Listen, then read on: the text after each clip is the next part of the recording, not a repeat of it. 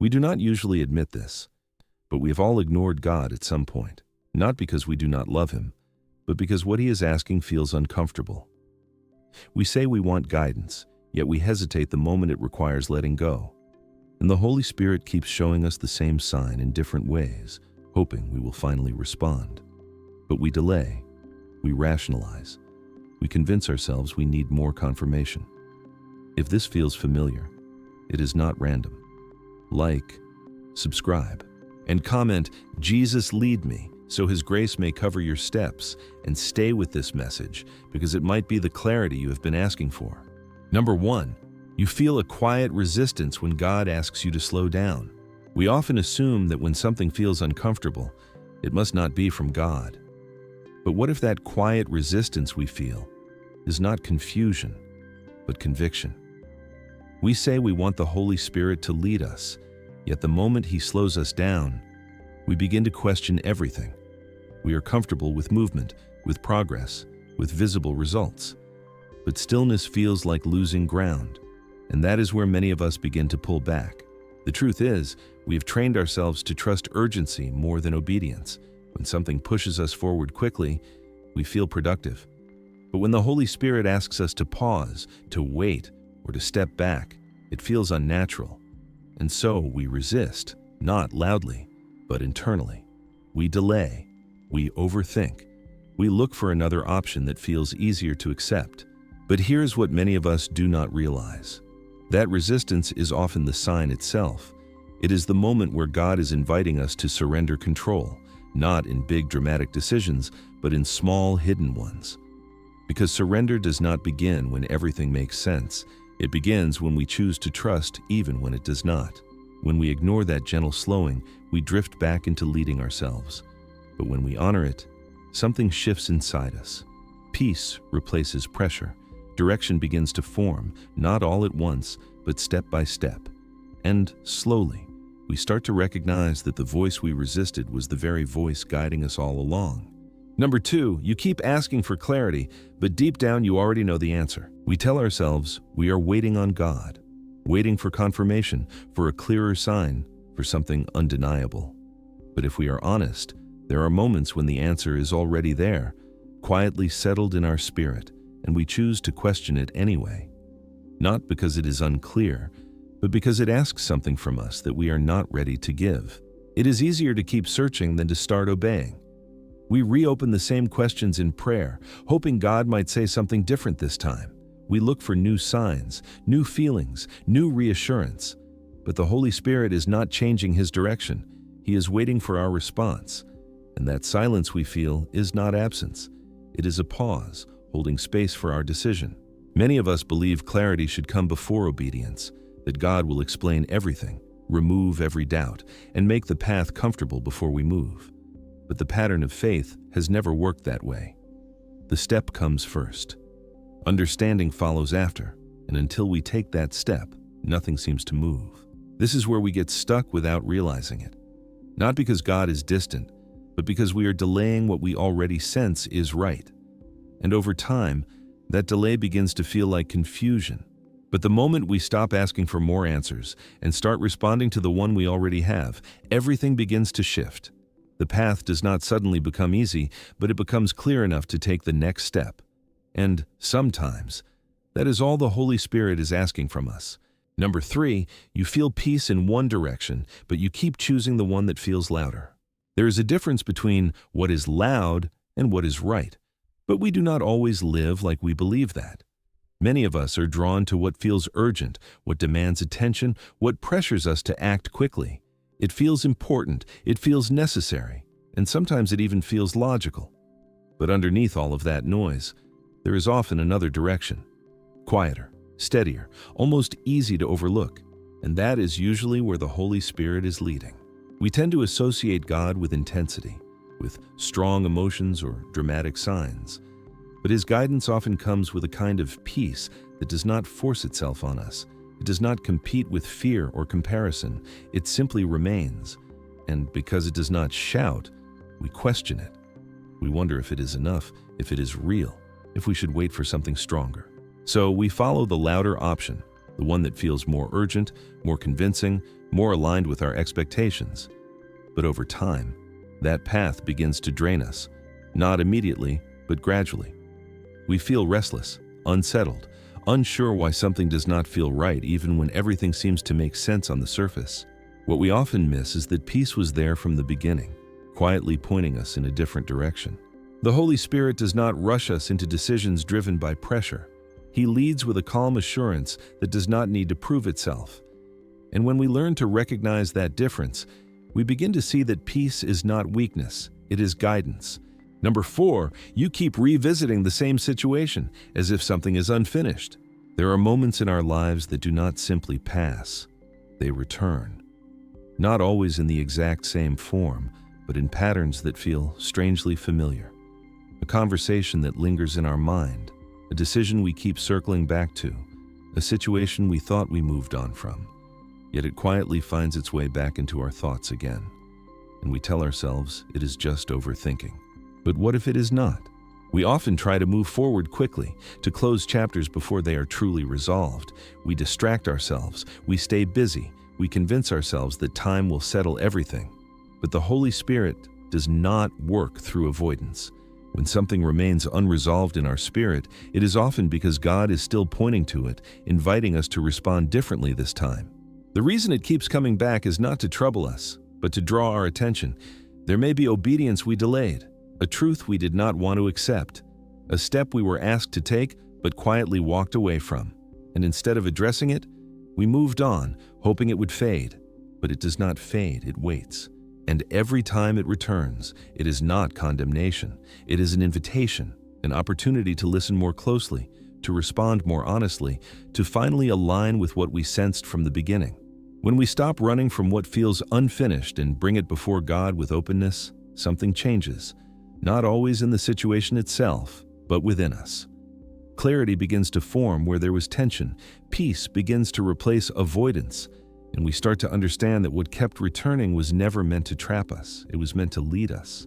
Number 5, you feel a quiet conviction, but you keep trying to reason your way out of it. We do not always reject God directly. Most of the time, we reason our way around Him. We explain things to ourselves in ways that sound wise, balanced, even spiritual. We tell ourselves it is not the right time, that we need more information, that maybe we misunderstood what we felt. And slowly, what began as a clear conviction becomes something we can comfortably ignore. This is how subtle resistance works. The Holy Spirit does not usually argue with us. He does not force His way through our logic. Instead, He gives us a sense that something is not aligned. It is not loud, but it is persistent. And rather than sitting with that conviction, we begin to analyze it.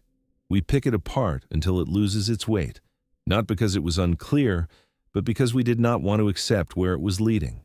We have learned how to justify almost anything if we think long enough. That is why conviction often fades when it is over-examined, not because it was not from God, but because we replace trust with control. But conviction has a different nature than our thoughts. It does not need endless explanation. It asks for response, and the longer we delay, the easier it becomes to live disconnected from it. Yet the moment we stop negotiating with what we already know and simply bring it before God with honesty, everything becomes simpler, not easier, but clearer.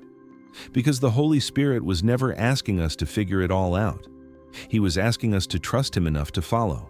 Number 6, you feel drawn to something you cannot fully explain, yet you keep holding back. There are moments when we sense a pull in a certain direction that does not come with clear reasoning. It does not always align with our plans, and it rarely fits into what feels safe or predictable. Yet it remains there, steady and unforced, almost like a quiet invitation we cannot ignore. And instead of exploring it, we hesitate. We tend to trust what we can measure, what we can explain, what we can justify to ourselves and to others. But the Holy Spirit does not always lead through logic first. Sometimes He leads through a gentle awareness that something matters, even before we understand why. And that is where we become cautious. We start asking questions that are not really about clarity, but about control. Where will this lead? What if it does not work? What if I misread this completely? And while those questions feel responsible, They often become the very thing that keeps us from moving at all. So we stay where we are, not because we feel peace there, but because it feels familiar. And over time, that quiet pull does not disappear. It lingers, not demanding, not forcing, but waiting. What we often miss is that God is not asking us to see the whole picture. He is inviting us to take a step toward what we already sense. That initial draw is not random. It is often the beginning of direction. When we stop requiring full understanding before movement and allow ourselves to respond, even in a small way, something shifts.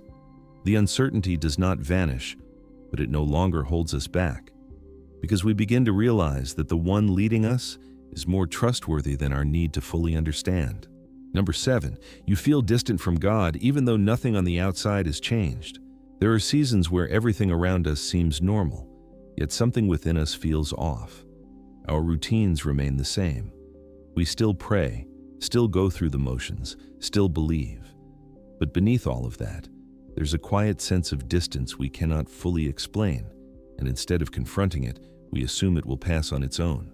We often interpret that distance as God stepping away, as if somehow He has gone silent or withdrawn His presence.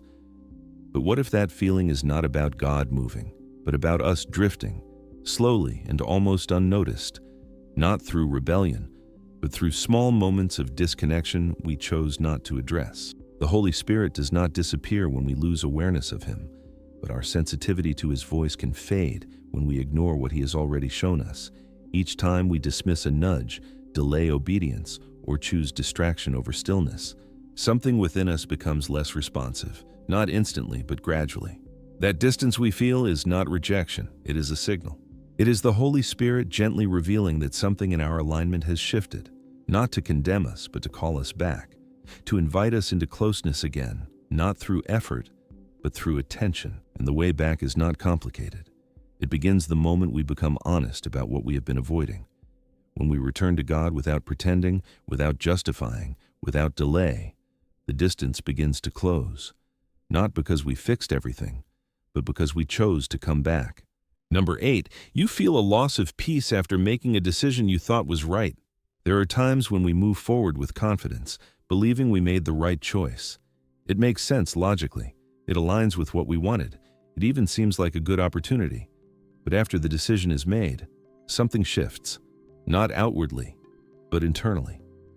A subtle uneasiness begins to surface, and no matter how much we try to ignore it, it does not fully go away.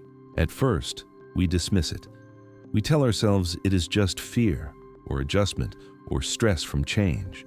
We try to push through it, hoping peace will catch up later, but instead of settling, that discomfort remains. Quiet, but persistent. And the more we move forward, the more we feel a disconnect we cannot explain. What we often overlook is that peace is not just a reward after the right decision, it is often a guide before and during it. The Holy Spirit does not lead us into confusion that lingers. Even when obedience is difficult, there is usually a steady sense of assurance beneath it. Not excitement, not ease, but a grounded calm that holds us in place. When that peace is missing, it is worth paying attention. Not every uneasy feeling means we are off track, but when it stays, when it does not resolve with time, it may be pointing to something deeper. Perhaps we moved too quickly. Perhaps we chose what looked right instead of what felt aligned. Or perhaps we did not pause long enough to truly listen. The invitation in that moment is not to panic, but to return. To bring that decision back before God with honesty. Because even when we step ahead of His leading, He does not leave us there. He gently calls us back into alignment, where peace is not something we chase, but something we recognize. What we often call confusion is not God being silent, but us learning how to trust His voice, step by step, even when we do not have the full picture. And if you want to go deeper, the next video on your screen will reveal something most believers never fully understand. How God marks certain people for a purpose in ways that are often misunderstood but deeply powerful. If this message spoke to your heart, take a moment to like, subscribe, and share your thoughts in the comments so we can grow together in faith. Stay encouraged, stay close to Jesus, and I will see you in the next video.